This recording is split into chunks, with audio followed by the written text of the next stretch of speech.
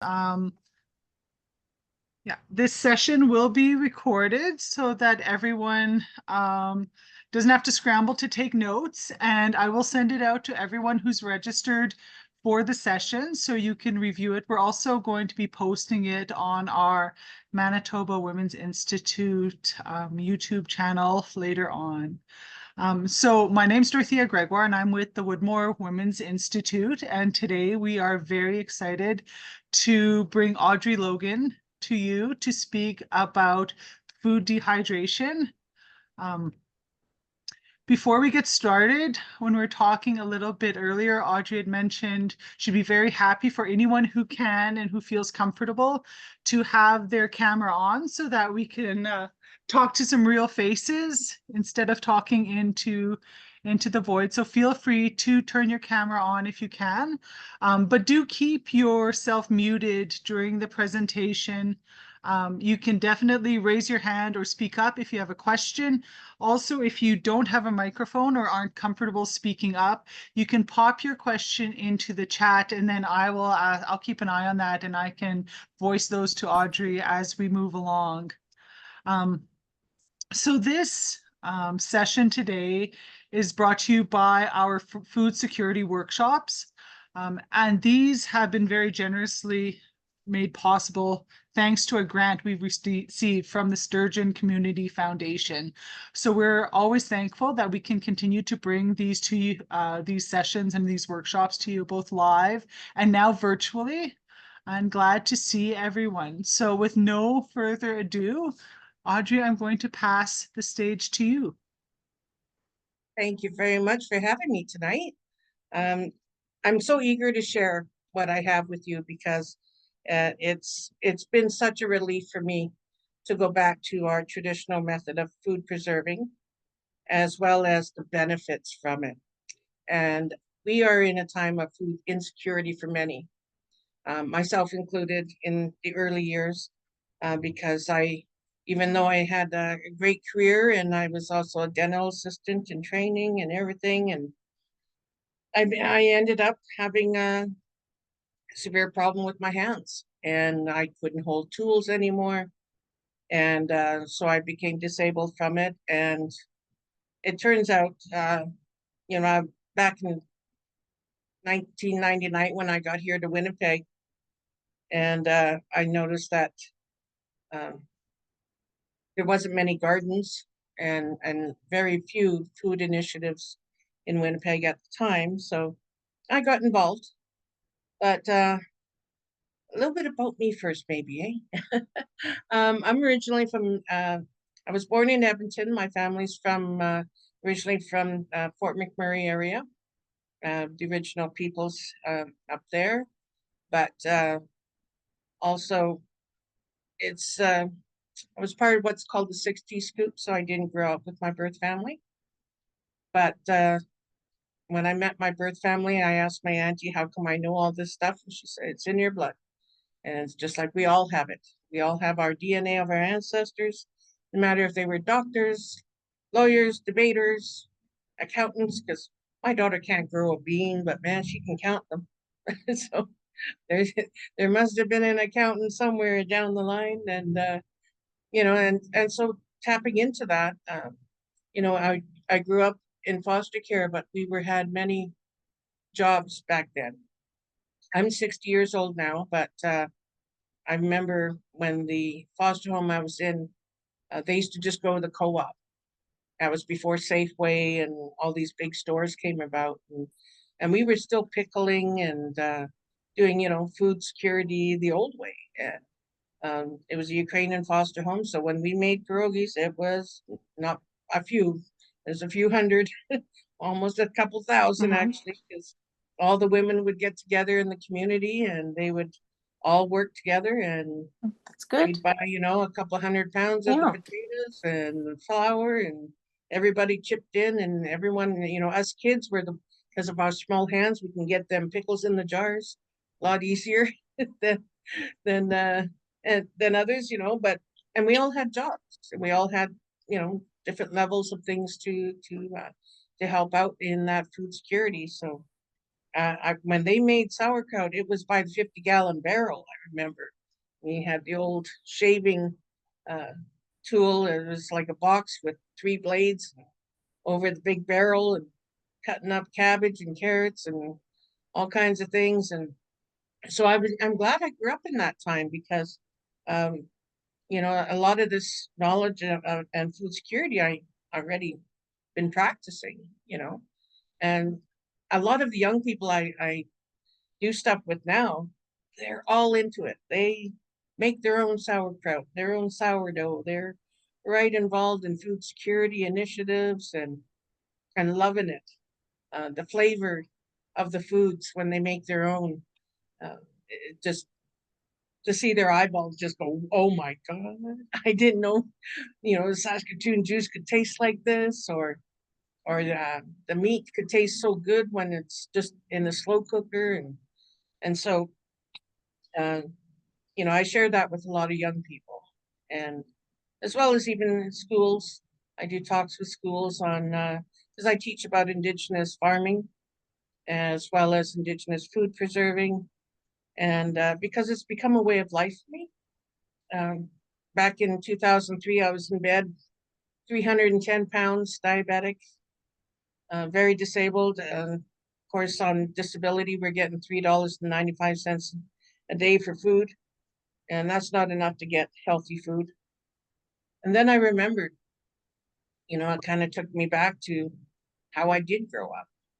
And gentleman got a hold of me who was an author, and he had written a book with my grandmother on it called Bushland People. And it was amazing to see, because I never got to meet her. But then reading the book, it just kind of triggered something in me that just said, you know what? If they could live off the land up in the north, I'm in Winnipeg. It's way warmer than Fort McMurray, a lot more food accessibility. What's my excuse other than, I just got to get off my butt? And so at that time, I couldn't walk very far because of the weight.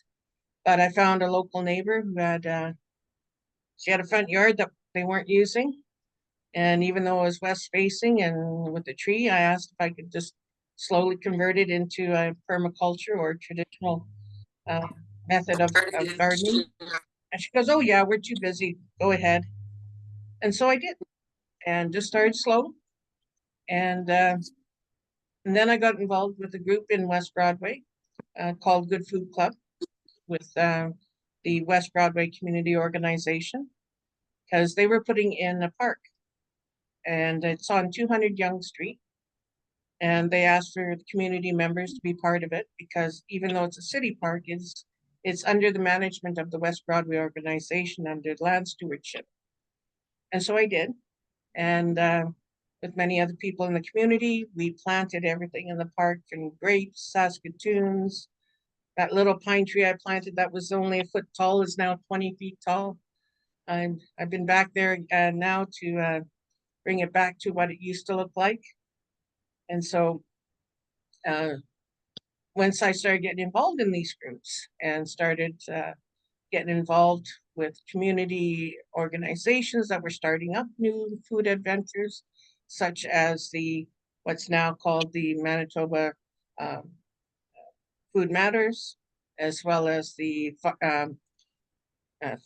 Direct Farm Manitoba, as well as Fireweed Food Hub, our Good Food Club, as well as Northern Food Initiatives, as well as taking on the city to get farmers markets now to be legal in Winnipeg, because I found out they were illegal for the longest time. And I was like, no, no, no, we got to change this. So I've had my hands in many plots, so to say. A little twist on words there, but um, it's really enabled me to get access to real food. Also, because I started doing these activities, the weight started coming off, as well as accessing good food. Because with the Good Food Club, what they did was they had a cost share allotment with a local farmer. So once a week, we would get in the van and go out to the farm, help them out a little bit where we could. And then they would bring in a truckload of goods and sell it to us at discount. And so I was able to get my hands onto all this good food. And after a while, I was like, you know what? My hands just can't prep every day. By the time I finished prepping the potato, I couldn't do the carrot. My hands would cramp up, and I was just frustrated because here I have all this good food and I can't prep. So looking back at how my ancestors did things, because at that time I also met an archaeologist who had found off the bridge of Lockport in-ground granaries that Indigenous people had stored their food. And they found that these storage areas were big enough that you could stand in. And so him and I partnered up because his knowledge on Indigenous food production was basically his career. It was Dr. Lee Sims. He's now since retired, but his work is now going to be in schools, as well as he's written a few books on Indigenous farming before the fur trade, which I've given workshops on that as well, which is a whole other workshop. But anyway, from that, uh, I was frustrated because I have all this good food, but how am I going to preserve it? The cost of canning and pickling was too expensive. The cost of salt and sugars and then jars, and how am I going to tighten the jars when I can't even prep the stuff to put into the jars, right? So then coming up with the thought of my ancestors and how they did it. Well, it was dehydrating. They dried everything. So there's even images in historical at the museum, as well as in a book called Buffalo Bird Woman's Indigenous or Native Gardening. She has images of racks of squash and all kinds of other foods that they would dry and then use that in during the winter. So I thought, well, you know what? That's just easy. That's just airflow. So at that time, I was in an apartment up on the fifth floor. All I had was a south-facing window and a Vidal Sassoon hairdryer, and that's before I got a house fan. And I used that south-facing window because it was warm, air could flow out, and that was my first dehydrator.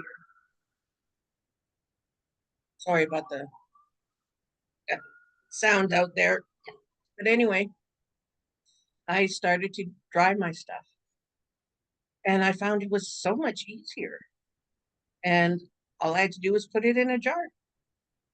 And then I went to the thrift stores. I got machines that could easily slice and dice, super cheap. Well, stuff at the regular stores was just too expensive. So I love my thrift stores. I find everything there, from blenders to slicers, dicers, and all kinds of tools like I could use. There's one that's a little box and it's got blades go one way. It's called Starfit Company. And you put an apple in, you slap it down, done. I was like, yeah, I can do it. I can do a whole bunch of apples with this. No problem. So I started doing that. And then I did a workshop with a Boys and Girls Club, and in turn, they got me a big dehydrator. One I can do 50 apples at a time sliced. Ooh, it was like, yeah. So my daughter got, when they bought their house, there was an apple tree that came with it. From that, I get about, from one apple tree, we got 3 5-gallon pails of apple chips, 25 flats of fruit roll-up, plus we gave away fallen apples to a neighbor who's got chickens. And so total usage, right? And you don't even have to peel them or core them or anything, because once you slice them and once they dry, all the seeds and the core and everything just kind of shrivels up. The seeds all fall out anyway. And it turns out a lot of nutrition's in the skin. So just like with squash, underneath that layer of the skin of the squash, that's where the sticky stuff is. So squash was originally used by Indigenous people as flour.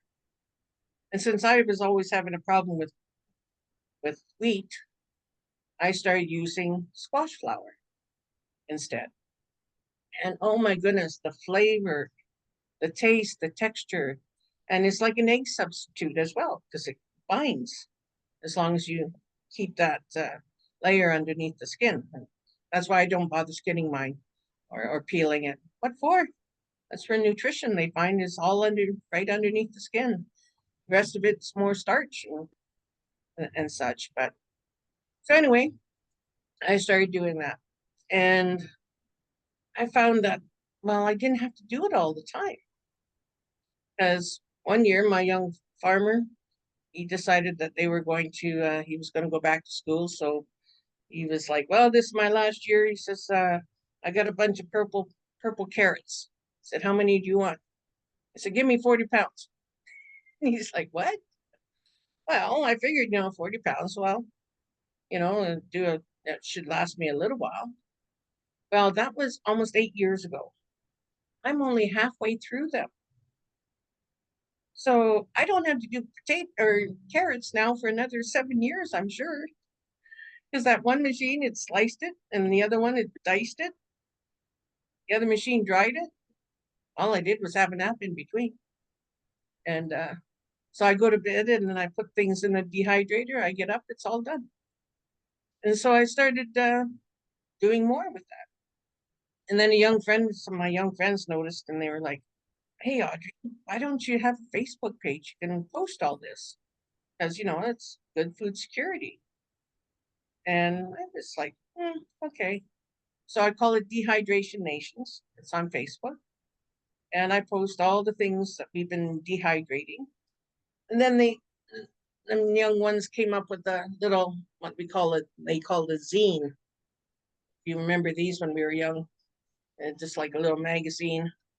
And it's on our Facebook page too, so you can pull it up on a PDF and print it out if you want. And they did all the drawings themselves in there and info and even a picture of me holding some squash leaves and that and just it's called Out to Dry, an urban bushwoman's guide to the traditional art and science of food dehydration. So I've been having fun with sharing with everyone on how to do this because it is actually so simple.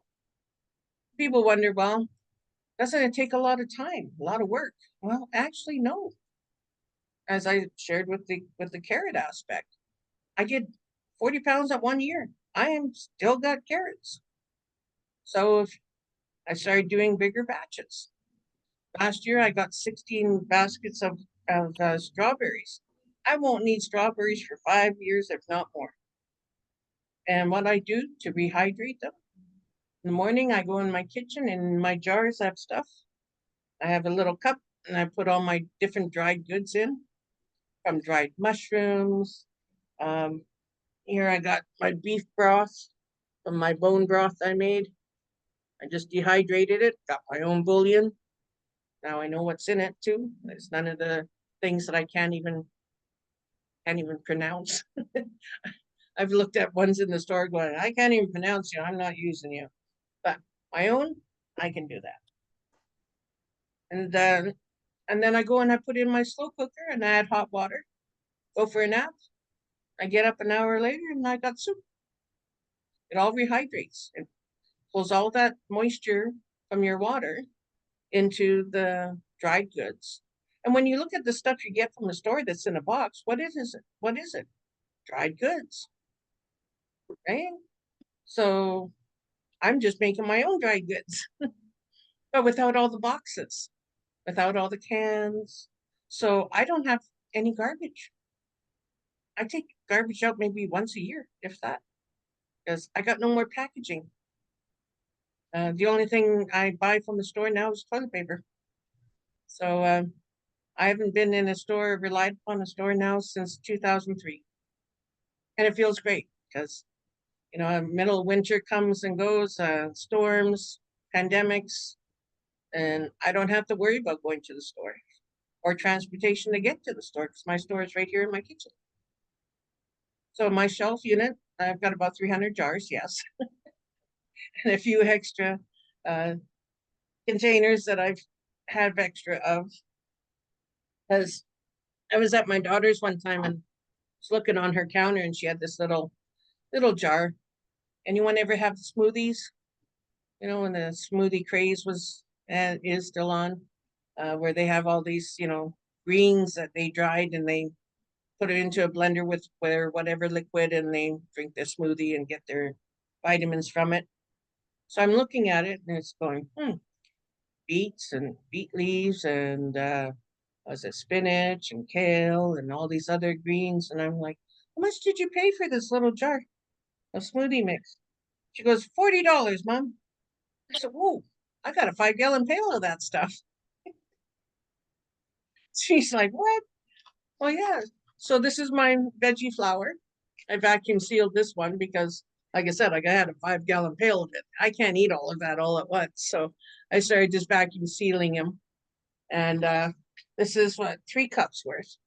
And I add that in with my squash flour or, to make a pancake or a flatbread or even into my soup to make a real nice veggie soup or smoothie. And then I get my vitamins and as well as save me a ton of money because a lot of the greens that I gathered were ones that people were throwing away at the market. They take the beet leaves off and throw them throw them aside. And I'm like, well, throw them this way. So I got from the garden as well, lamb's quarter. That's a great green. It's better than spinach in nutrition. A lot of people pull out of their garden because they think it's a weed and they throw it away. And I'm like, throw it this way. I love that stuff. Why? Because it's free. Darn it. They now sell it in the fancy stores. And I'm like, oh, geez, I got a whole shootload of it. So by drying it, I make my own smoothie mix and vegetable flour, which then I can add into anything, right?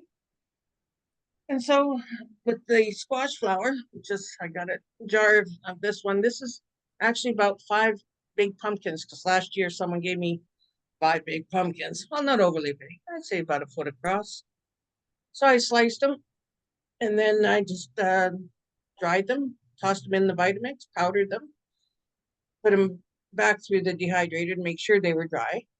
And now I've got my squash flour, which I just add water and I can make it into a dough to make dumplings, which are really, really neat because they're not white dumplings, they're yellow and but flavorful. Oh my goodness. And so with that, I grew some purple potatoes. So I'm at my daughter's and I noticed she's got instant potatoes in a box.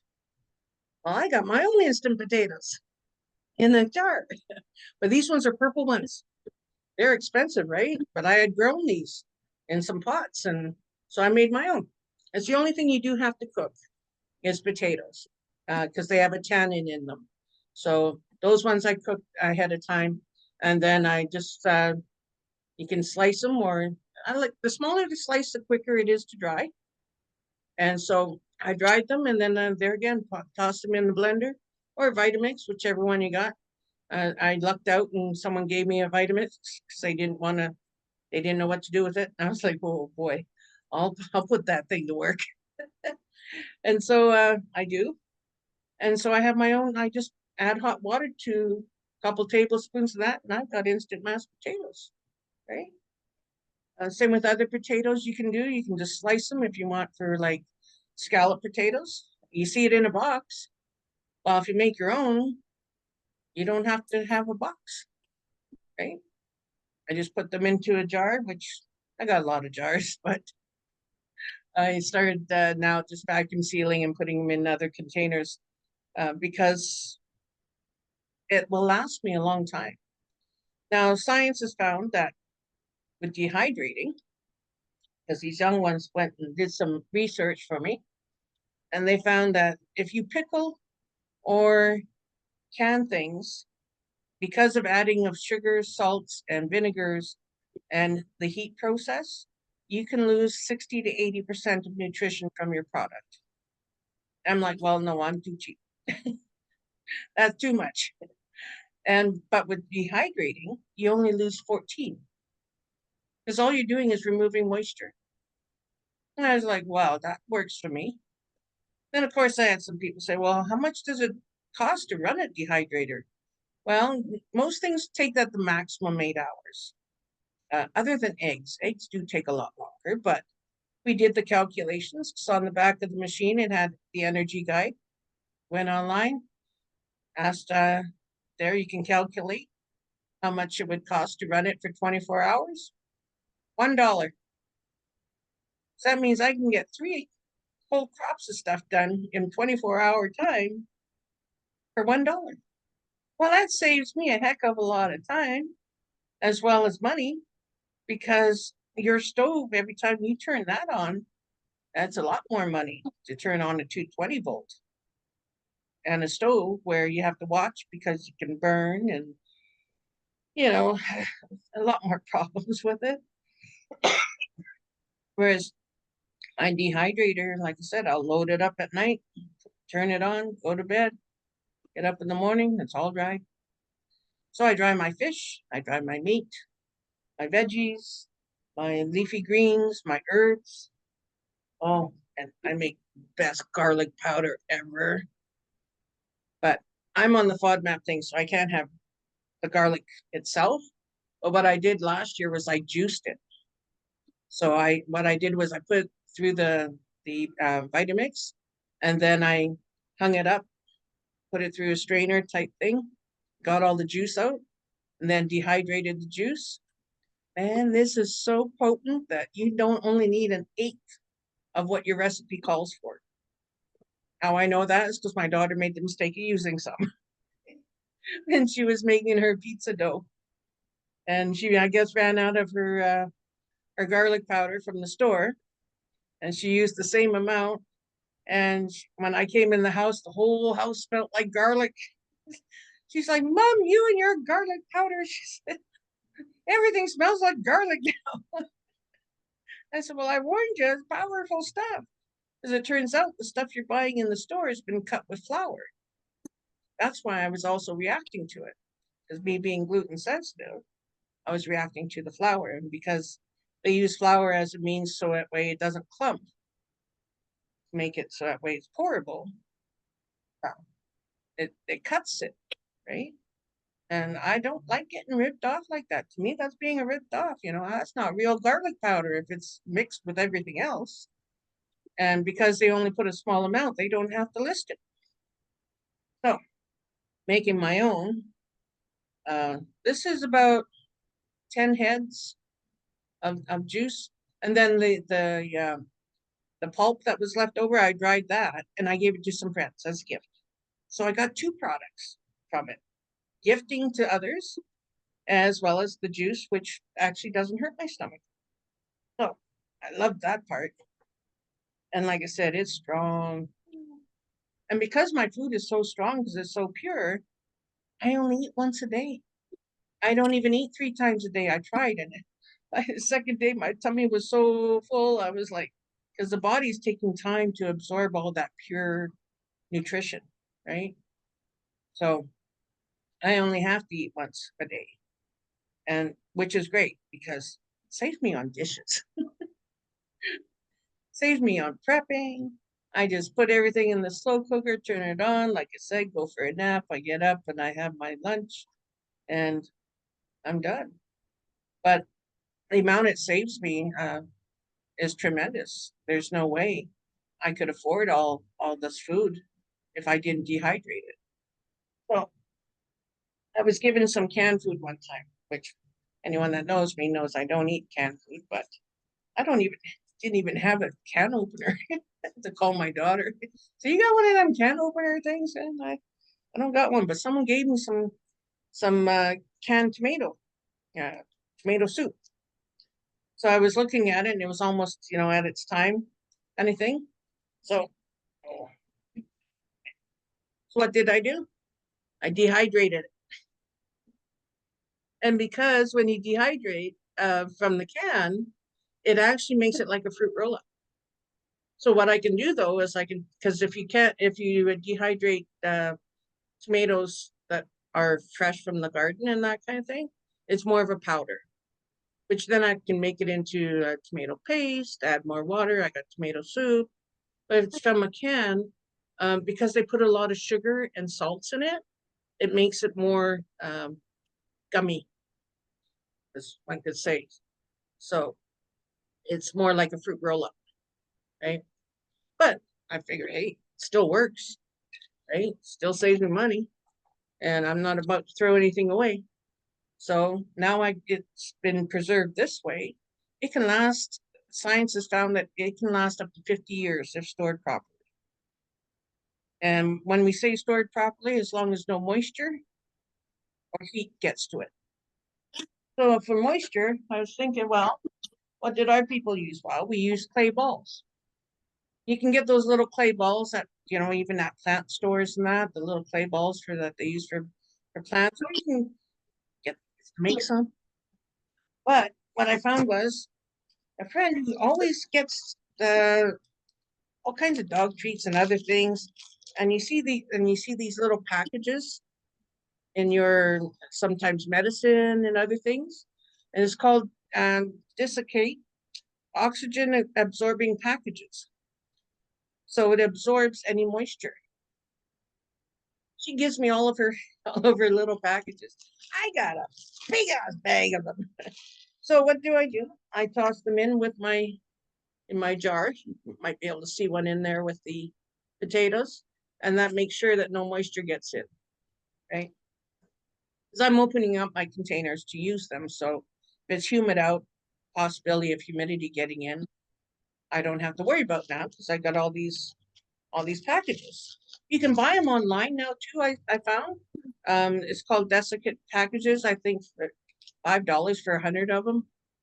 But hey, I just upcycle from my neighbors, from others in my good food club. I say, hey, can you save me these little thingies? And they constantly bring me little baggies full of them. So, and then I share it with others when I gift out to people during the holidays of different times. And that way, when I make my fruit roll-ups, which you don't have to add sugar because your fruit is already sweet enough from the natural sugars that you don't have to add sugar. And when I went to the store and I found some dried fruit, I looked at what the ingredients are, and it turns out they soak all the fruit in sugar water so that way it all tastes the same. And I'm like, well, that defeats the purpose, you know? And then I tasted one and it was grainy. I could just, the sugar, when it dried in the fruit, it was like mealy. It was kind of grainy, and I didn't like that one bit. So I stuck with my just dehydrating my own fruit without any of that added sugar, because fruits, some are going to be sweet, some a little tart, some a little whatever. But you just put it in water, and I found water is great. If it's hot, it rehydrates a lot quicker. But because I wanted to make a little strawberry tarts, and but I use traditional teas a lot. Because why buy tea from China? My auntie always said, we got lots of teas. So my sweetgrass, oh my goodness, it tastes like vanilla. Wonderful. I love to cook with it, especially my meats, but I make a tea with it. And then I rehydrated the strawberries with the sweetgrass tea. Oh my gosh, flavor was just phenomenal. The berries just sucked in all that wonderful tea. And when I made my tarts, you couldn't tell that from strawberry canned stuff from the store, except mine were better. No sugar added, no preservatives added, and I could make the amount that I wanted instead of opening up a big can and then having this excess, right? And trying to eat it all once because I just can't, So when I do my fruit roll-ups, I call it my jam without a jar.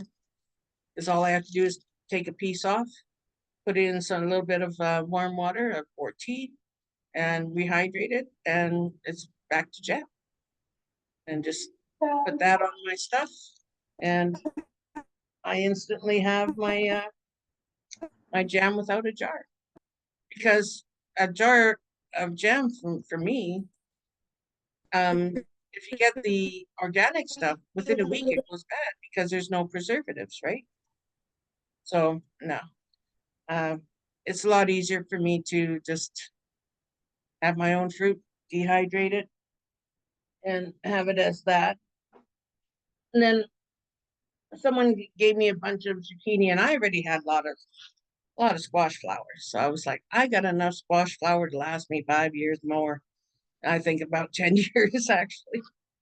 But I got those big zucchinis given to me, and I was like, well, what can I do with these? I already got enough squash flower. So then I found out you can make gummy bears. So what did I do? I took that fruit juice and I soaked those big zucchinis and in the fruit juice. I cut them up and I soaked them in the juice and then put them in the dehydrator. I soaked them for overnight only because I don't like to time things, and I'm busy, just like we're all busy. So I just put them in overnight into the a big container. And then in the morning, they had already absorbed a lot of the juice. And then I just put them in the dehydrator. I went out for the day, came back, and I got gummy bears without the gelatin and all this other ingredients. It's just zucchini and fruit juice. I left the skin on only because I like a little crunch. But and also nutrition from the skin. And also my arm. I was too tired that day to peel anything. But if you want to, you can peel them and still have a gummy bear. And people say, well, how long do they last? I said, as long as my hand's not in the jar. It's They're so good. They're gone. And I've taken these and given them to kids when I do workshops and that they wolf them down. Then when I tell them what it is, they're like, "You mean I eat vegetables?" Yep. They had no clue. But did it bother them? No, they ate it anyway because it was so good. I've done that with fish. I took my daughter had some halibut and she was going to throw it out because I had a little freezer bird. And I said, no, no, give it here. So I took it home, chopped it up, put it in some maple syrup, put it in the fridge, kept turning it over for a couple of days. Maple syrup with a little bit of salt. And then I dehydrated it, made fish candy. When I took it to the garden to share with people, at first they were like, oh, fish candy? But I made them all feel guilty for not taking a piece. So they all took a piece. Next thing I know, the jar was empty. Everyone's coming back for more. They're like, that was good. I did something even this year. I had some Arctic char from Fireweed Food Hub, and I made some candy with it. There again, just maple syrup and some little bit of salt. And oh my goodness, it vanished. People were just scoffed it down. And then I let them know, like, you just ate half a fish. They're like, what? No wonder I feel full. So, a lot of things you can make with your dried goods. Another thing I did was, well, people say you can't eat flowers. I said, oh, yeah, I certainly can. At the local halal store, you can buy rose petals, but there's a place over where I live where it's a bunch of native roses. Now, roses in Europe even were used in cooking, rose water, great for the skin and all that. So I was like, wow, I want, I'm not cheap, but I'm efficient. So I went and picked as many of those rose petals as I could, dried them all. Then I put them in with some sugar and I made rose petal sugar. I can sprinkle on my baked goods if I want, add it into my tea, and the scent is just wonderful. And it's like opening up a bouquet when you want that aromatherapy. And sometimes you just don't want to have to go out and buy some and just open it up and I do my own aromatherapy. Now with those roses, because our native people had used the rose hip during winter, because that's when I gather it, turns out that one rose hip is equal to 10 oranges in vitamin C. So I'm like, well, guess where I'm getting my vitamins. So last year I went in the winter and found my big patch and picked all the rose what they call the berries, their little rose hips. And you pick them when they're frozen because the freezing causes the vitamin C to manifest in the bud. And inside is all seeds. So there's not very much of the product really, but you don't need much. Like I said, one rose hip is equal to 10 oranges in vitamin C. So, but I scooped out the seeds as I'm watching TV, did a couple hundred of them. But anyway, the seeds, I took those and I made a salve with it, which is something you can do also with some of your dried goods. My rosehip one is in the kitchen, sorry. But from the seeds, you put them in the slow cooker with some coconut oil and let it cook overnight, or at least good 8 hours. Strain it off, and you can do it 3 or 4 times, and then use that as your skin cream. Why? Because rosehip seeds actually have retinol A in it, which is what is in all your acne medication. So people who have acne problems, that's your, I mean, why go out and pay for it? At least to me. Because my auntie she says, because when I was with her when she made some, I said, what do you use that for? She goes, well, she's out in the weather all the time. She was a trapper. She said, I may have wrinkles, but they're soft wrinkles. She was right. She had the softest skin going, but that woman was outside all the time, right? So having that salve, with her, she didn't use coconut oil, but she used bear grease. Because bear grease in winter keeps it creates warmth, and that way you don't get frostbite and stuff. So I was given some bear fat from a trapper one time, and I rendered it down, and so I've got bear grease that I can use wintertime just a bit on the face when I'm going out, on the hands, or as arthritis gets you as you get older, it really helps bring that warmth to those areas. My daughter's mother-in-law had hip surgery, and the metal was making her hip hurt. So I gave her some, and she puts it on, and it warms up that area right away. But my young Mennonite friend, she was over when I was making them and was rendering the fat. He was like, "Oh, these are cracklins, eh?" Because in their culture, when they render down pork fat, they have what's called the cracklins, which is left over, you know, bits, and they put that on toast and they munch on them. And I said, "Oh, don't have those. That's bear. That's from the bear." I said, "I'll make you hot." She goes, "Oh no, I'll be fine." Well, boy, did she turn red in about 10 minutes. Thank goodness it was winter time. She ran outside, was rolling in the snow, trying to cool herself off. She's like, "You warned me. You warned me." I said, "Yeah, just like with the bear.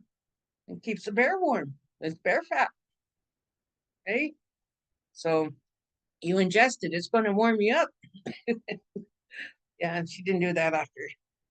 But those are some of the things you need to understand with some of this. It's medicine. So for myself, I make a salve with my medicines, and so this is from the um, poplar tips in the spring, and they got the sap, and I dry them, but then I put them into the slow cooker. There again, I got about 10 of them, many different sizes, but I keep my medicine ones separate from my food ones. And then I infuse it into the oil, and it's a natural pain reliever. And also the Mennonites use it as well. Poplar tips, you can also use cottonwood, uh, spring tips, willow, the tips of willow, many of our native plants, not just here, but even in Europe, they have them too. And they would infuse it into oil and use that as a pain reliever. So I usually put things on before I go out and do something, so that way I don't end up in pain. Don't take it after. My auntie said, an ounce of prevention is worth a pound of cure. It's very true. So prevent the pain by putting it on first, because the skin is our largest organ and we absorb everything through our skin, right? So why take a pain medication in your mouth to your stomach, which then by the time it gets to your brain and everywhere else, you're already, at least for me, it doesn't work as well. But applying it right to the spots that I know that I'm going to be using my arms or my legs or my feet helps with that a lot for me. So I've got that one. And this one, it's a lot more greener. And I dry my comfrey because comfrey is a plant that's also known as knitbone. Over in Europe and even in Egyptian writings, it's called knitbone because it is so strong as a healer that it can knit bone from injury. So I get my comfrey because I take walks in my neighborhood and I find it all over the place. So I take it home, I dry it, put it into a slow cooker with some oil, let it infuse. Then I use that there again as a healer for any, because medication I do take for my lungs makes me react to sunlight. But also, I've had an accident where I was on a bike and a car almost hit me and I hit the road and my whole side of my face was just road rash. My doctor was like, "Oh, that's gonna scar." And I was like, "No, it ain't. I'm not vain, but darn it, I I didn't want to be in total road rash face." So I had the comfrey leaf, made a tea from it, and I just kept applying that 3, 4 times a day. It healed up twice as fast, and I have no scarring. And she was just floored. She was like, "Oh my God, you know, the scab is already fallen off, in just a matter of days." And I said, "Yep, that's because of my medicine." So I use this. It's also an anti-inflammatory. So anti-inflammatory and antibiotic. That's why I call my plants my aunties. Yeah, the young ones just laugh. They're like, "You got antis everywhere." I said, "Yeah, I got my bacterial. I got my antifungals. I got my anti-inflammatories. Got my antis everywhere."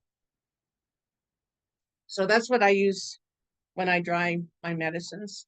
I then infuse it into making my own self-care, right? Like right now with mullein. Mullein is great for the lungs.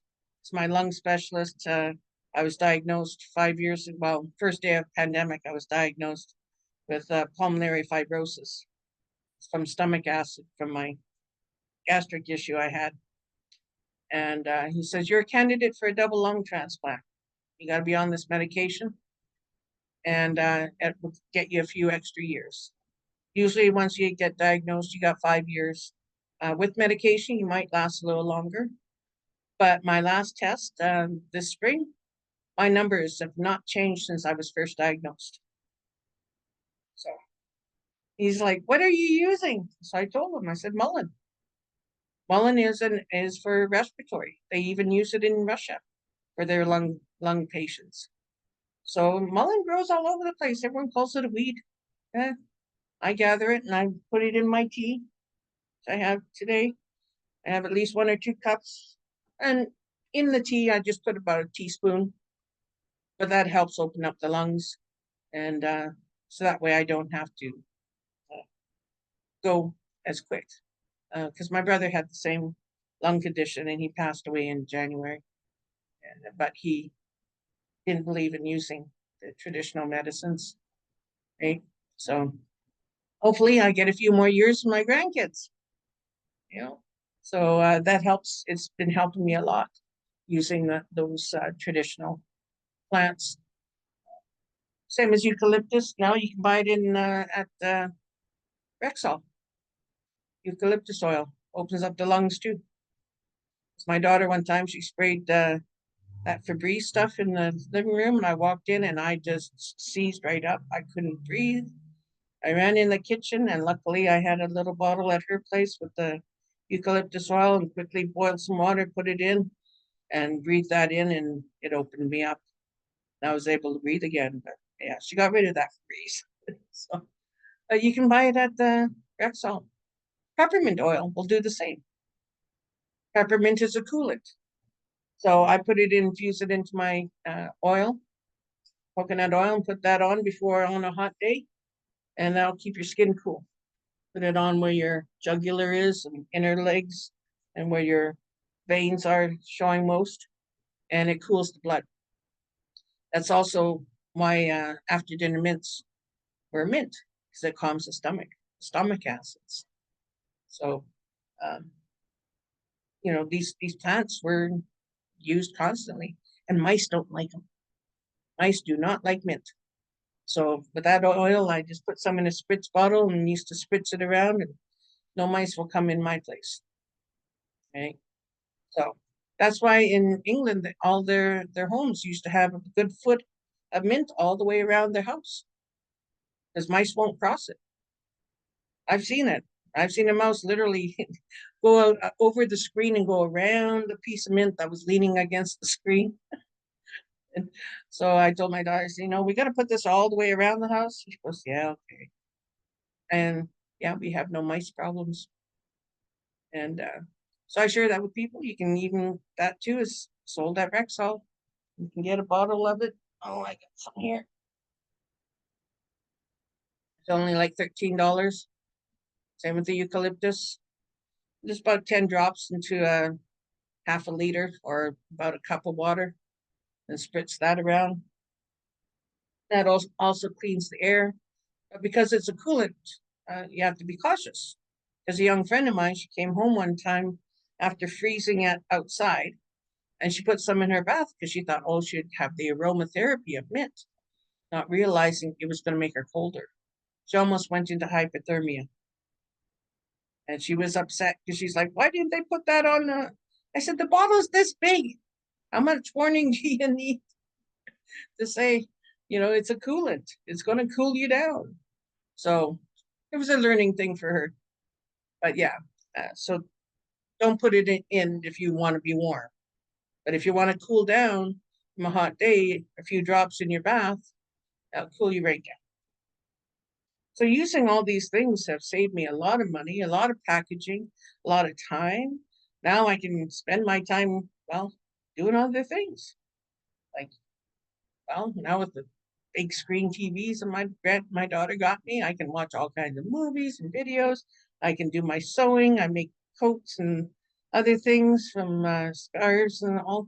It opens me up to doing other things because I don't have to prep dinner. I just go in and I take my dried stuff, put it in the hot water in the slow cooker, and I got it done. And I don't have to prep for years now. So much can save you from all that work. And then you can enjoy, at least I can enjoy my days and doing other things because I got all my veggies dried and ready to use. When you rehydrate meat, that one it's won't go back to the form of meat, but it will be like the texture of bacon. So, but you'll still get the nutrition. That's what I like. So even my bone broth, because I put my bones in for a good 18 hours at least. And it's dark. And then I put it in the fridge, let it gellify. That way the fat comes off, and then I put in the dehydrator, and I got my instant soup without the can. I don't know how much more time I got because I could yak for a long time. But it's on something I like, I can talk. Otherwise, I am not much of a talker. Let's see, we're at 5 to 8, right? How much time do we got? Another half hour or so? Oh, okay, great. Because there's so much information to share, and it's hard to get everything out, right? Because I've been living like this though now 22 years. 22 years, yeah. And I love it. I won't go back to store-bought food. Whenever I have tried it, it's so salty or very high in sugars, and to me, there's no flavor. Because once you have your real food, which I get there again from market, or I grow it, or I locally forage it. Because when I have tried to dehydrate food from the store, as in carrots and stuff from the store, because they spray all of them, they did not rehydrate nicely. meaning they had a bitter flavor. And so I was like, okay, we can't use the store-bought stuff. But that's what made me get involved with the groups to take on the city and open up our city now to having farmers markets. Because they were illegal for the longest time from I think the 20s or 30s. You couldn't have a farmers market in Winnipeg unless it was outside city limits.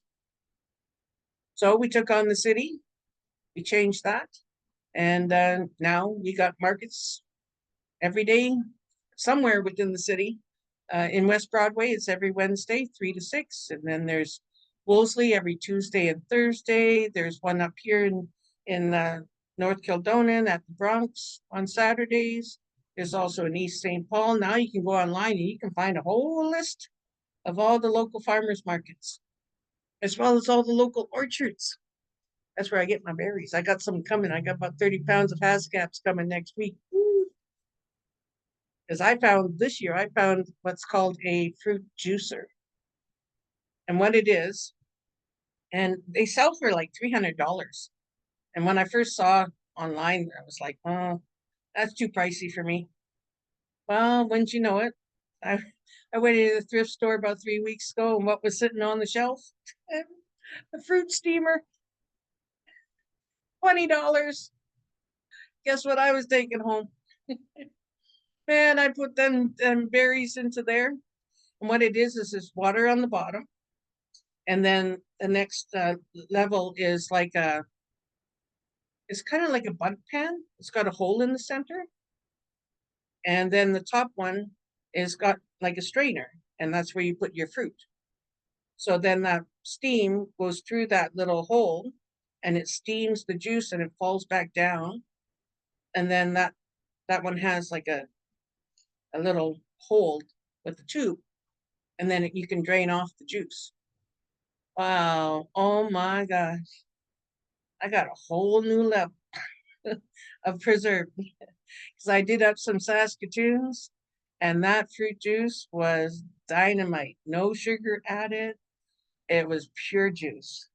And then because I had extracted the juice from there, when I dehydrated the berries, they still had the flavor. Oh my gosh. I was like, great. Now I got two products. I got my fruit juice. I can either freeze or actually make into a little bit of wine or other ferments. You can make kombucha with that as well, right? But also freeze it. I got it in little freezable things, or I can dehydrate it and make it into a pure juice, fruit relic, which then I can just add that into anything to make my own fruit juice, right? And oh my goodness, the flavor though. I did rhubarb because I was given a whole bunch of rhubarb. It was phenomenal flavor. And then the rhubarb, because rhubarb doesn't have much sugar in it. When I dehydrate it, it's more harder, but it makes a powder because I put it in the Vitamix there, make a powder, and then you can sprinkle that. My friend, she likes when I give it to her because she sprinkles it on her yogurt and gives a zing to her yogurt. Or I use it when I have my tea for summer.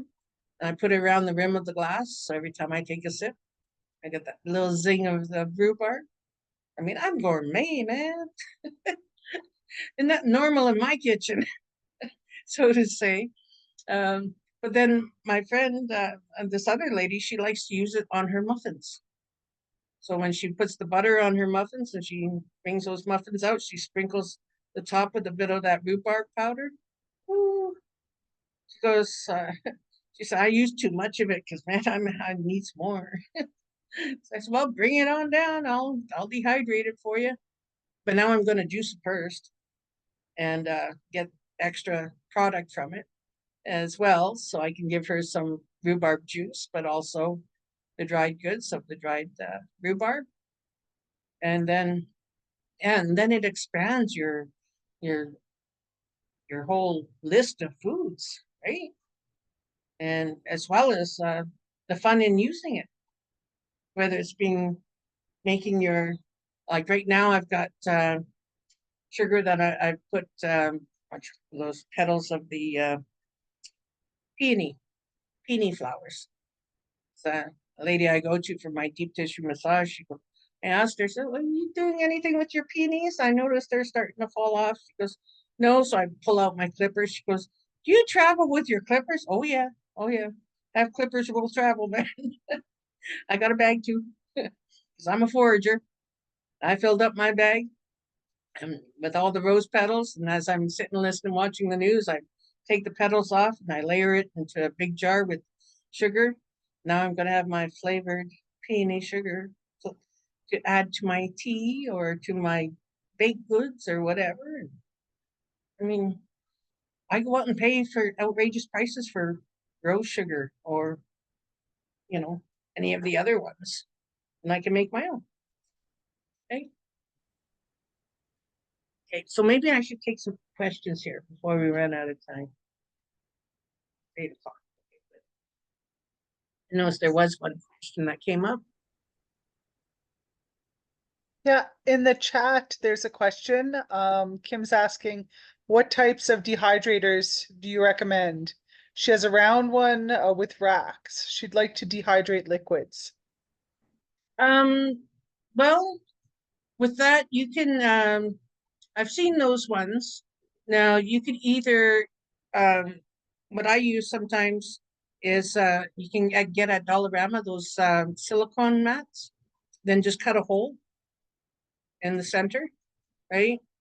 Also, you can get a hold of, if you have the manufacturer's number on, usually it's on the back of the packaging or on the book, and they have supplies of those plastic trays that go into them, right? I use those silicone trays, and I just layer that into my onto my regular tray, the silicone mats, and then I can usually put about 4 cups of liquid into it, and because mine is a flat, it's not a round one, it's a flat one, square one. But when it comes to dehydrators, I've used even window screens because I would stack them up and then I toss a sheet over top in the sense of a sheer curtain from the thrift store, of course, because that's the cheapest place to get one. That keeps any dust and stuff away off of it, and just leave it outside. With the amount of heat we have, and our people have been using the sun and the wind for thousands of years. So if you don't have a dehydrator, simple rack outside. I've even used, for a clothes dryer, those racks in the old day. I found one, one in the thrift store, the other one in the back alley. Someone was getting rid of. So I tie my herbs. I just use elastic, tie it, and hang it on there because a lot of your greens don't even need heat. So why bother, right? The sun will do enough, and the wind. I just put it outside and drape the thing over top to keep any dust off. Or you can even, there again, Dollarama, they got them bags, those kind of mesh bags that they use for laundry. Okay, you put it in there and just put it on clothespins, hang it up, and air will flow right through. And that way, when it comes time to take the stems off, you just rub it, it all comes off. Or you can use a paper bag. Okay, so there's lots of options. I find all kinds of options. Because like I said, I'm, now we get $4 a day for food on disability, but that's still not enough, right? But that allows me then to, I've got a baggie from there again, Dollarama. Give me a sec. I'm gonna go get it. That way you can know what I'm talking about here.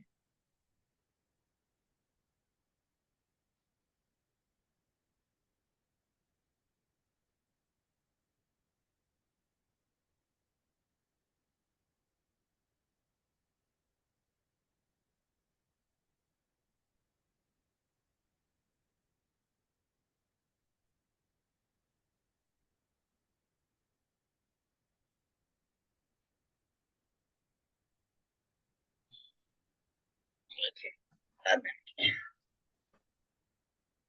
So it's like this. It's a mesh bag. with the zipper. You can put your dried stuff or your stuff in, close it up, hang it up, air flows through, or you can put it in front of your house fan. Sometimes I just clip it onto the in front of the house fan. Makes it a lot quicker. And then easy to crumble it, and it'll fall right through the holes, and you don't even have to powder it. And one time I went and I couldn't find one. So I found one of the, I know you're gonna laugh, but this is actually for a bra to put into the washer. And but it's a fine mesh, right? So that's what I put my garlic into when I wanted to squeeze all the juice out. I dumped it into this little thingy and I squeezed the heck out of it, got all the juice from the garlic out, dehydrated that. Then I was left with the pulp, which usually fell out by just pushing it. And yeah, $1. I don't wear bras, but make use of the bra thing. Right? And there again, it's products out there to make use of, right? I always try and say you're only limited by your imagination, right? So another easy thing to strain things with. A lot of times I'll just put it in here and then just hang it on the knob in the kitchen on the cupboard and just let gravity drip through because I'm busy doing something else, right? Come back, most of it's already dripped through. I just give it a squeeze, done, right? Same with this one. I can put the stuff in there and then just tie it, let it drip through. Then I got my product left that I dehydrate. So, then you just throw it in the washing machine, right? Wash it out, hold it up for the next use. But it's so convenient. And like I said, now I don't have to do everything every year. This year I'm making some juice because I got that juicy thing. So other than that, I don't have to dehydrate anything because my store is full. All my jars are full of all my good stuff, all my fruits and my vegetables and my greens and my meats and my fish. So my freezer, I just got meats in it from local farmers. So I get my meat through Fireweed Food Hub. I get my bison rib tips for winter. Oh boy, goes on a slow cooker and add in my dried berries or my sweetgrass, and native rice. It's eating good. Gained a little bit, but it's good food and it's nutritious. And there again, I don't have any garbage. In fact, I used to have those composting worms, but I never had enough stuff to feed them. I had to knock on my neighbor's doors. Hey, you got any vegetable clippings? He said, what for? And I said, for my worms, they're going to starve because I don't have to prep my food anymore. Right? So when it comes to items you know, they've got dehydrators out there for like hundreds of dollars, you know, and they got cheap ones. But all it is a fan and a little heater. You're not taking anything over 150 degrees, only meat that you would take to 150 for safety, meat and eggs. But other than that, everything else is very low temperature. You know, it doesn't have to be hot. It's just got to have airflow. Just don't use your oven because you're going to use a lot of energy in the sense of 220 volt, and there's no airflow. I know some things say use your oven on the lowest setting, but if there's no airflow, you're just basically cooking it, right? And I don't want to cook. Yeah, and I don't want to turn my oven on. Too damn hot out there. I can just turn on the dehydrator and I don't even have to have that indoors. I can just put it outside. But if you have pets, do be cautious. You might get a few pet hairs in your fruit roll-ups. But I found another thing to curb that because I had to watch my daughter's cat one time. I just had one of them sheer curtains and I just put that over the dehydrator and it kept any hair from flowing through the back where the fan was. Dehydrating meat. Oh, I missed the part. What did she say? Let me get down here to that. Scroll down here because I still.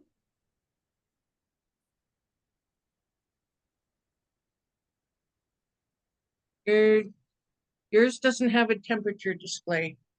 Well, for FDA and the government, they say 150. But when you look at many indigenous peoples, even ones up north, they don't take it up to any heat at all.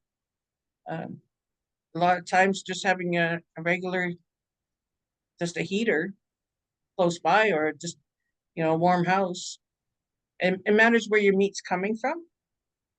I find if it's meat that's been naturally raised, not gone through a major factory where over 100 hands have touched it, I'm not worried about taking it up to high heat. But if you are, oven on low setting of 150, just put it on the racks. Just let it hang on the rack itself. And you can get quite a few racks in there. Go to the refit store. You can get extra racks for ovens. Never mind the two. Put in a whole bunch, right? And there again, it just hang it right over the rack. Just let it hang. Fold it over. Best jerky you ever made. You can make jerky just by soaking your meat in a little bit. Some people use soy sauce or barbecue sauce or any kind of sauce, really. I like to use different herbs sometimes. If I want a bit sweet, I'll just add a little bit maple syrup and then make my own jerky. You buy that jerky in the store for one little package, there's like $15. Heck with that. There again, my thrift store provided me with a meat slicer, so I don't even have to slice the meat anymore. And I just run it through the meat slicer, and which I only use once a year because I slice everything up at once. And then I make my own jerky, and I could be out anywhere, and I got my own little munchies. And I visit my massage lady, her dog. She's always giving me the eyeball because she knows I got some on me.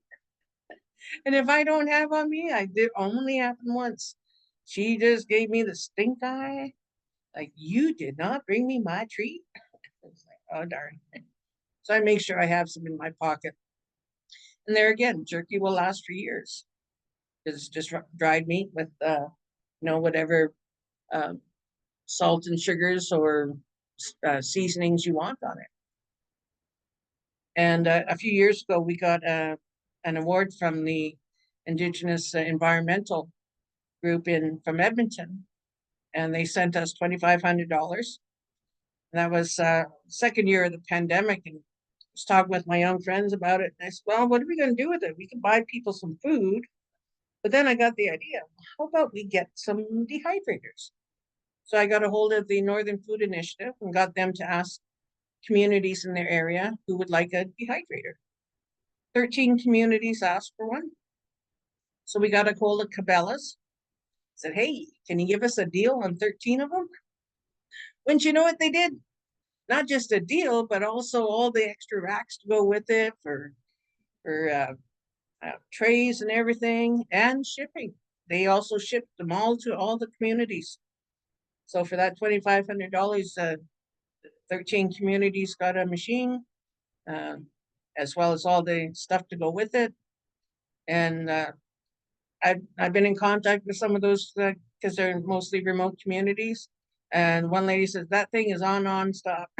Just once the men found out they could make jerky,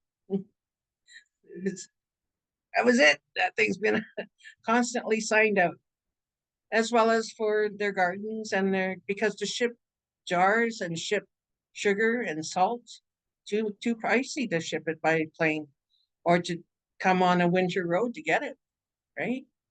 So now with dehydrating it, they're making their own drying racks. I've seen one when I was up in Moore Lake. They made it out of, they made a smoking rack out of a filing cabinet. Talk about inventive. On the bottom rack of the filing cabinet from the old school, they had the smoke and the coals, and then they cut the bottoms off of all the other ones and added racks, and it was a full smoking unit for the smoked meat, and it was awesome.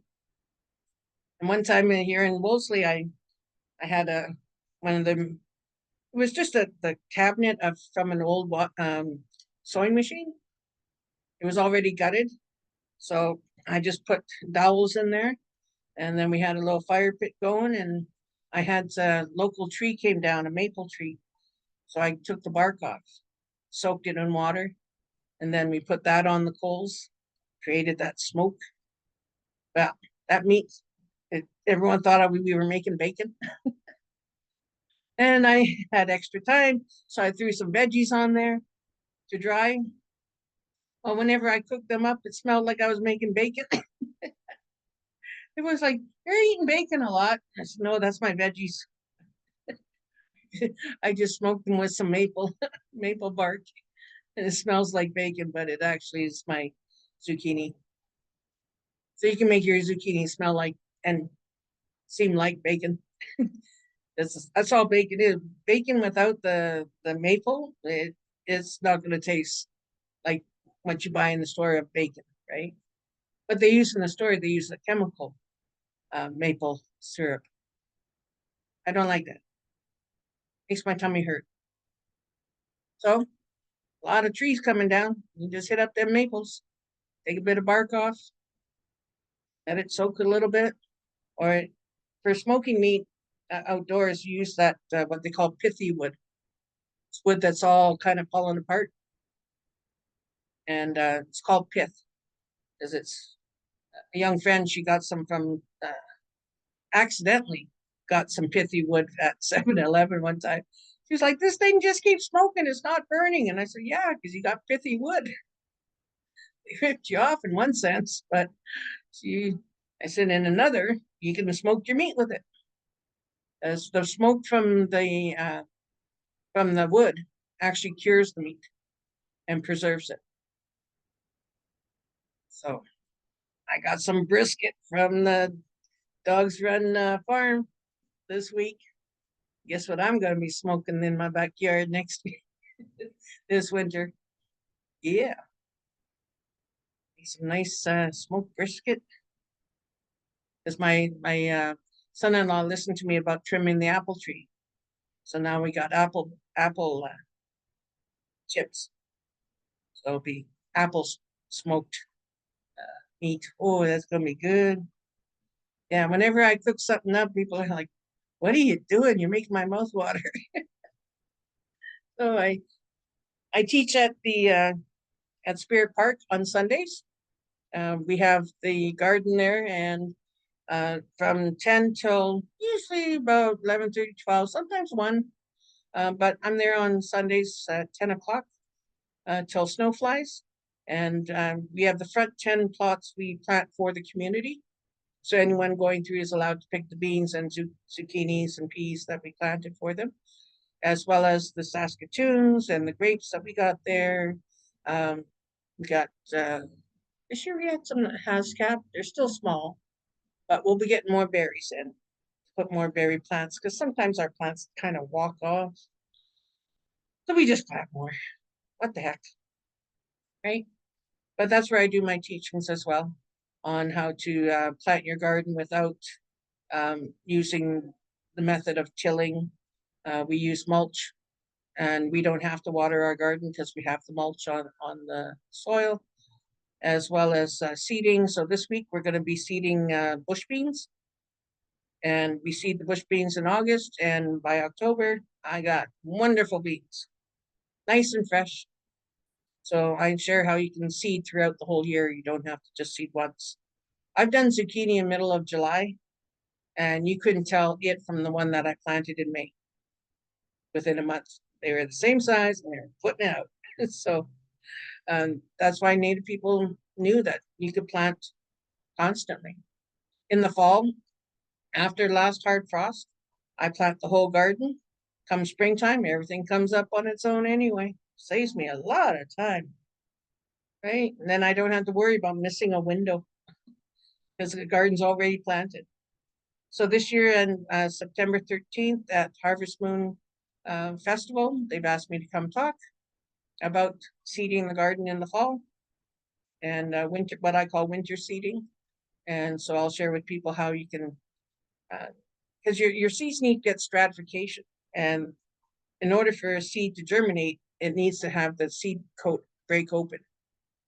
And when you buy them from the store in a package, they've already been run through a machine that nicks the coat, usually with sand that they do it, or a little fine gravel, and they nick the coat for you.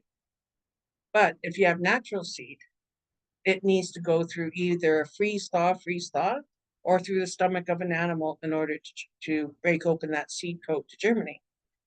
So I'm planting it after last hard frost. Then I cover everything with a bit of leaf material.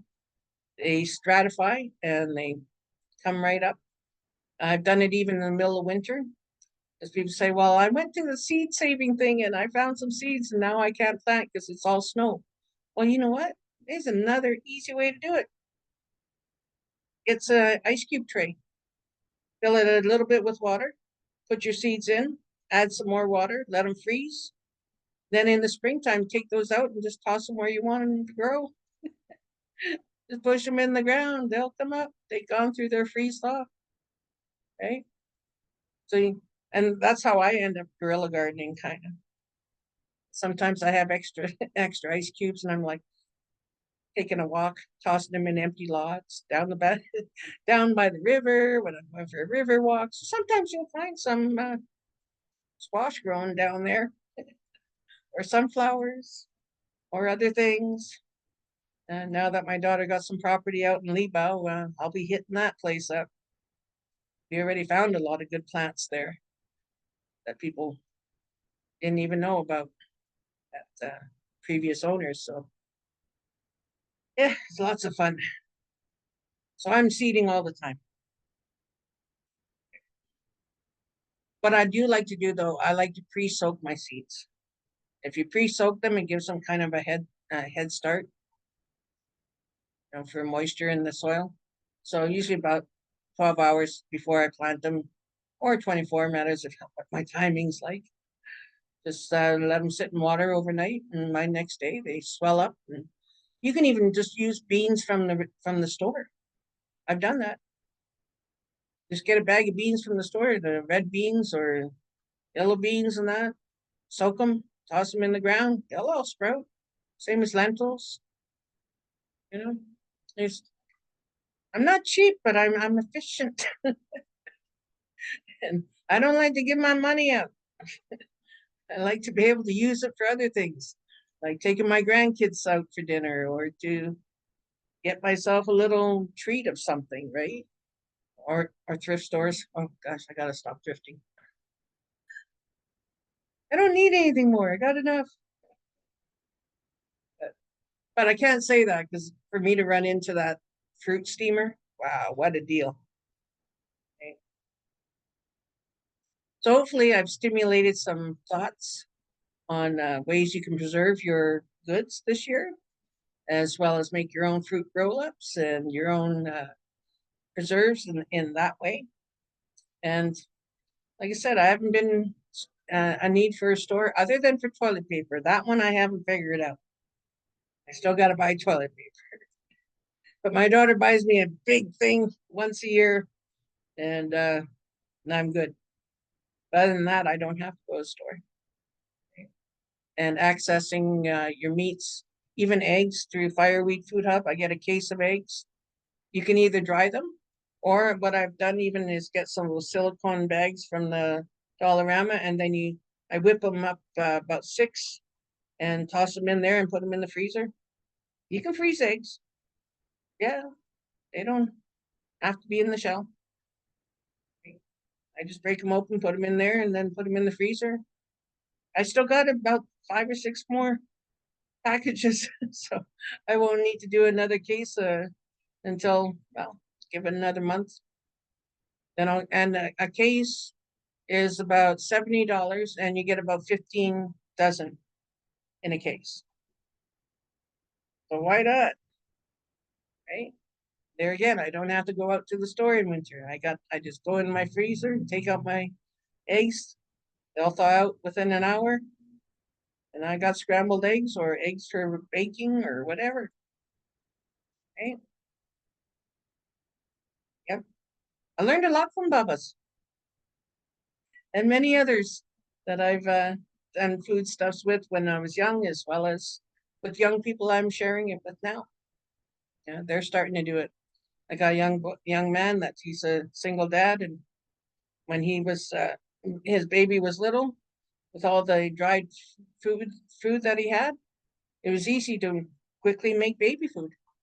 He just added water, mashed it up, and instant baby food without any store-bought baby food. Right? This kid loves it.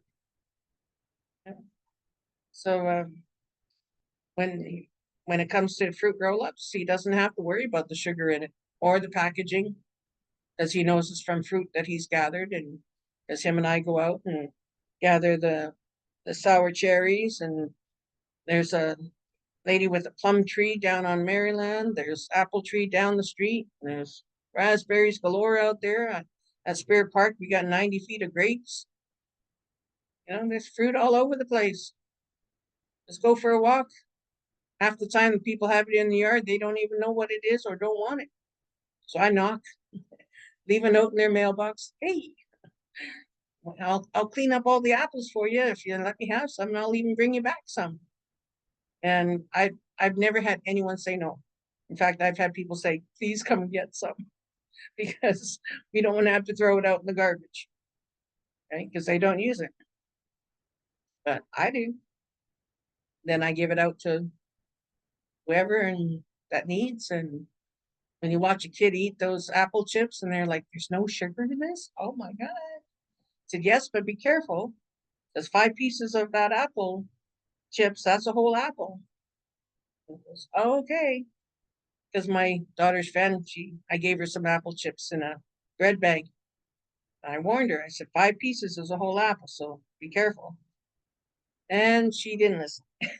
Got to watching the movie. She ended up eating almost the whole bag.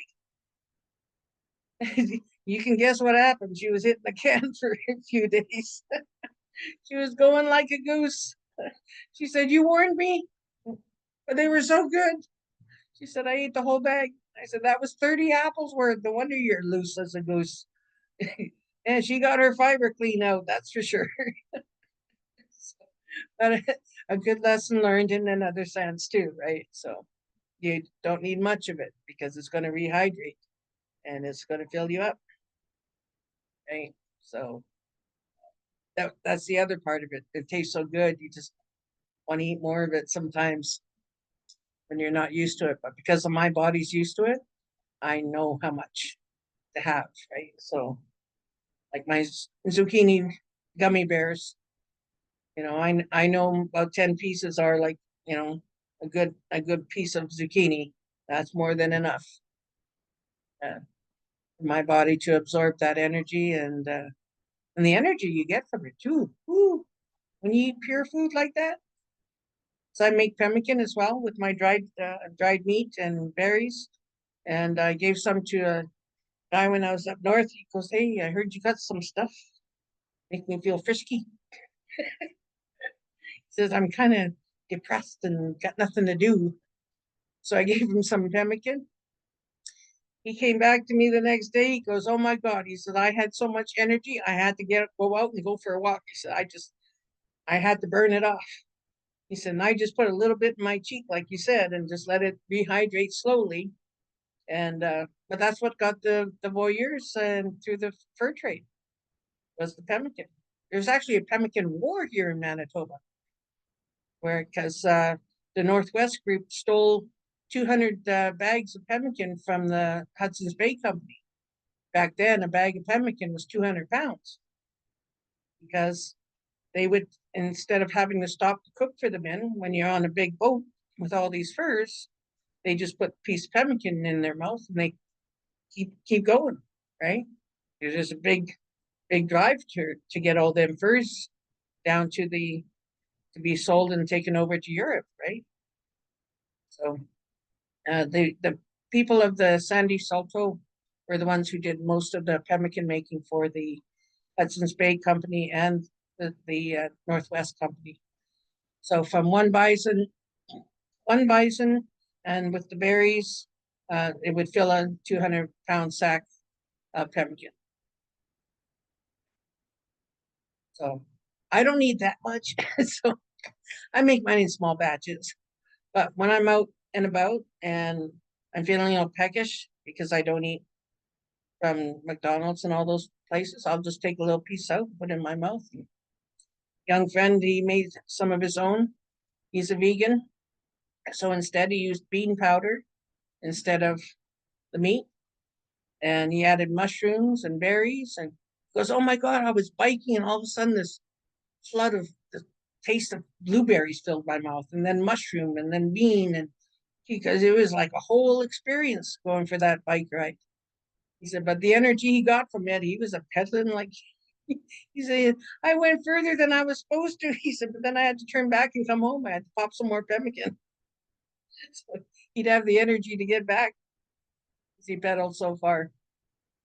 But that's what got the voyeurs to be able to paddle up all these rivers, hauling all that meat and all the furs, and that was the pemmican, and that was there again, dried meat.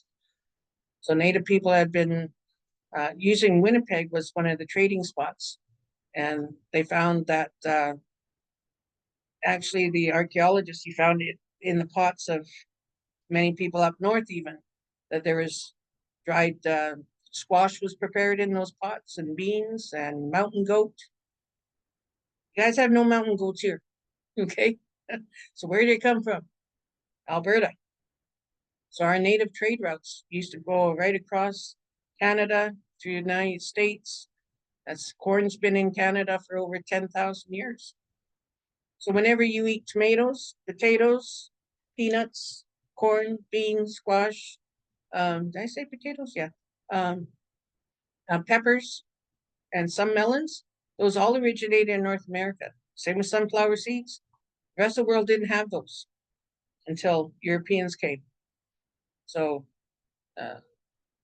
you know, when you look at a lot of recipes now, and I look at them, to me, I see all those indigenous foods. That if it wasn't for indigenous people cultivating and using those foods, hey, Russia would not have vodka. Okay,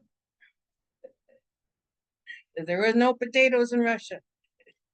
There would not be any tomato sauce for your pizza or for your macaroni because they didn't have it. That's from here. So I give thanks to the ancestors here for cultivating all those foods, because now when I look at recipes and they're saying, oh, it's from Africa, no. All the ingredients of that soup is pumpkin soup with peanuts. That's from here. Peanuts originated here. They didn't originate in other countries. It's our food now is around the world, but it all originated here. So the history of food too is important to know, I feel, because I don't think enough people know about that. That if it wasn't for Indigenous people cultivating those foods, we wouldn't have them, right? And the archaeology now to prove it. So off the bridge of Lockport is where those in-ground granaries were found.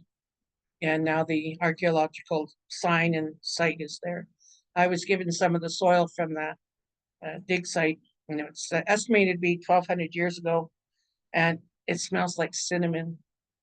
It's amazing. I don't know what it is, but I occasionally spritz it with some water and just do a little bit of aromatherapy. They say waking up the ancestors, maybe, I don't know, but it smells wonderful. And they would line it with sedge grass and pin it with the willow pins and pin it to the wall of the clay basically a clay granary, right? They were big enough that you could stand in them. So that's why no, the Europeans couldn't find their food stores because they were all in the ground. They're still finding some even now because of the fires in Alberta. They found some, and also, well, even where my auntie lived in Fort McMurray, she had more than a few things buried in that bog, and they found some. They're like, yeah, that's Auntie Katie. She's in the museum there in Fort McMurray as being one of the only women trappers, even up until her 80s, and that. So uh, she'd been doing it all that time. So what I'm doing is just continuing it on as much as I can and sharing with as many as people as I can too. So we can get back to food security because I'm food secure, right? And I love it. I love the freedom it gives me financially, as well as time wise and flavor wise, garbage. So economical or eco friendly wise, I love it. So hopefully you guys will take on a little bit at a time. Don't not expecting you to change everything all at once. A little bit here, a little bit there, because it was the women who were the food gatherers and growers here in North America. Um, when the Europeans came over, they found out that it was clan mothers who were uh, ones who made decisions on where to gather and where to plant. And in fact, many know of the three sisters, corn, bean, squash, but there were seven sisters.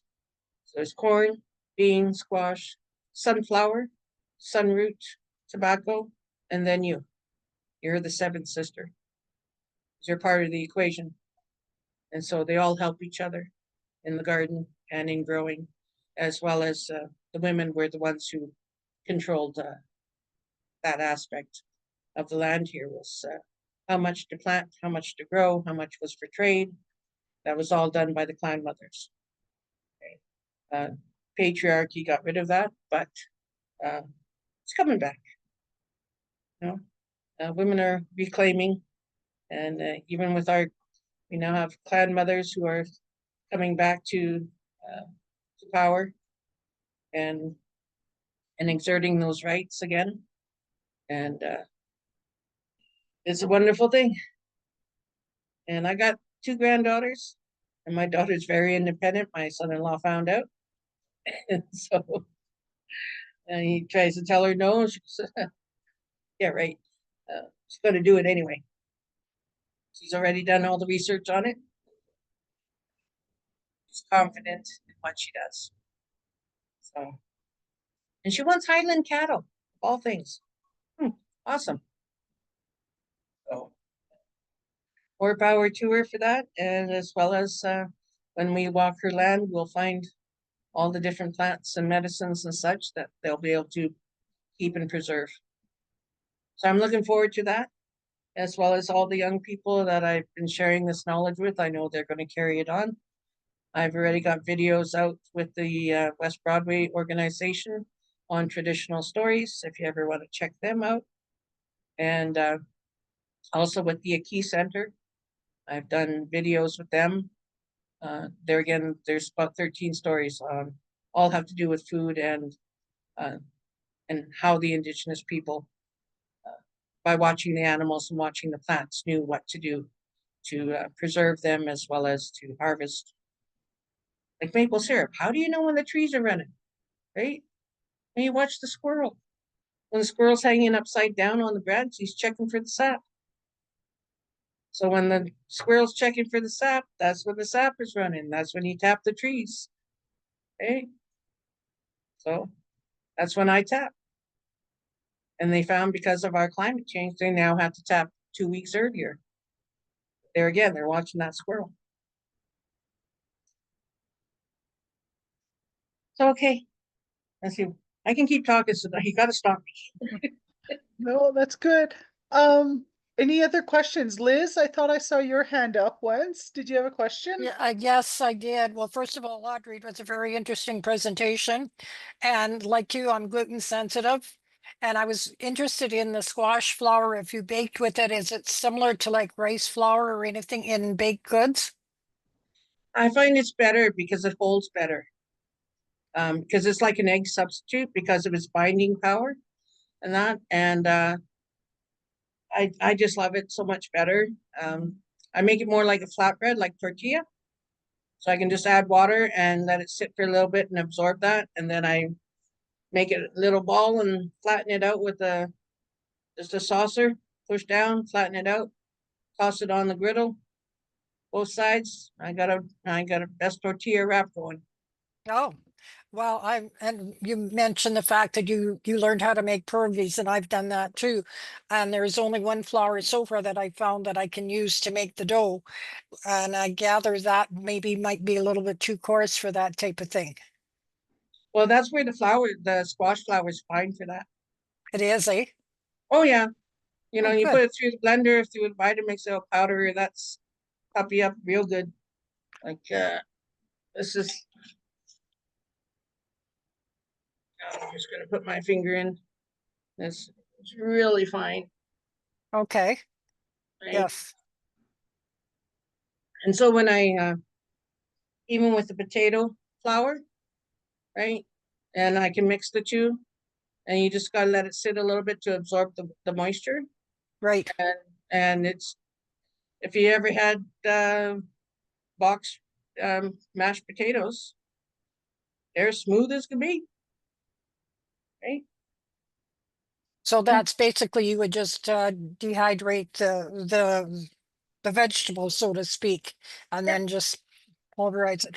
What about, and I'm just interested or interested in, have you done anything with cucumbers? I Oh don't do yeah. any. What Yep. do you dehydrate and what do you use Yep. as after? Well, after whenever I want like pickles, I'll just rehydrate them in regular vinegar. Oh, Yeah, and it'll absorb the vinegar, and I got instant pickles. so you could slice it or you could leave it whole. Never whole. Okay. Yeah, you got to slice them, right? Because the thinner the slice, the quicker they dry. But you don't Okay. want it big and chunky anyway, right? So I slice them thin, and I've got a container full of my cucumbers. But whenever I want pickle, without having to have a pickle jar, I just have some of my vinegar. Um, I have in the fridge for my usual pickles, Well, and and then I was just thinking I about just those yeah laundry bags that you use. Would you be able to use those for as a dehydrator instead of actually buying a dehydrator? Like if you just hang them down, or yeah would that be better? yeah. Because to me, it I've done that. reminds me the cheesecloth we used to use before for things like that. So anyway, well, Yeah, thank and you. I found the cheesecloth though that I don't get it from Dollarama. It is terrible. Yeah. It's no good. I don't like their cheesecloth. But you can even just go to the thrift store. You can buy the old cotton sheets or pillowcases. Put them in that and just put them in front of your house fan. Well, thank you very much for that. And I don't want to take any more of your time, but thank you. No more. And also, like, there's a young friend. He was in an apartment that had those old radiators, and he just put his stuff on the tray on a radiator on top of the radiator, and in no time it was dried up. And he was like, "I didn't even need to have a dehydrator, so I just used a radiator." So, and on my Facebook page, yeah, you can see all the pictures, and other people post as well. I've done it even with the yogurt, even though I'm lactose intolerant. Someone gave me a bunch, and so I made my own, little wafers. So I just dehydrated it, and then I could give it out to the kids, and they can have the yogurt without the mess, right? And they love it. It was like candy to them.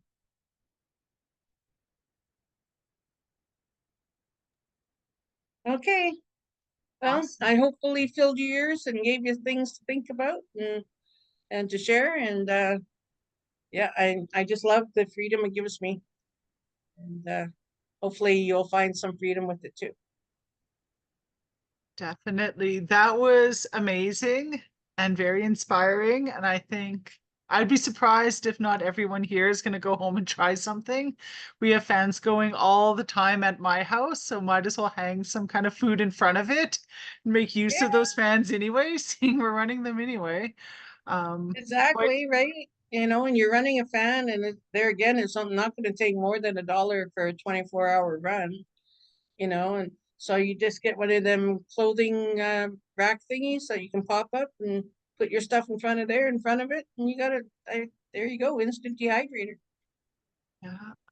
I also very very impressed by the out of the box thinking. I like that dehydrated pickles, just drop them in vinegar and using squash instead of flour. It doesn't come to mind right away, but yes, thank you very, very much for this. It was amazing. And I'm seeing there's several people in the comments too, thanking you. It was quite good. So thank you very much, Audrey, for coming out. And as I said earlier, everyone, Audrey included, will share out the video once we have it posted. So you can all listen again and share it with your friends and family. And hopefully everyone can start dehydrating a bit and start exploring. And then we can all maybe get on your Facebook page too and share some pictures and our stories of what we've come up with. I for one would definitely love to hear everyone's adventures in dehydrating food. So Yeah, thank you. share them with me too, you know, and say get out to dry or dry it out and have some fun with it. And like with apples, I had one friend. She when with her apples, she sprinkled some cinnamon on it. Oh, it took it a whole new level of dried apples, right? Then you can just rehydrate them and make apple pie. You see, Yep. Love it. And the Facebook page is called Dehydration Nations. So I said to the young ones, I said, I want to see a dehydration station in every nation, so people can get dehydrating again and preserve their food. So we don't have to be dependent upon these commercial stores and stuff. My auntie always said, if you eat from a box, you end up in a box. So I think outside the box. And do warn people with the video, I do have a little dry sense of humor. My grandbaby said it's dry and it's dark sometimes, cook them. But you got to have humor in our times, right? Keeps that smile. Absolutely. Absolutely. So with that, thank you again. And I hope everyone has a great rest of your evening today. Thank you very Yep. much. Thank you very much too, and get to dry it.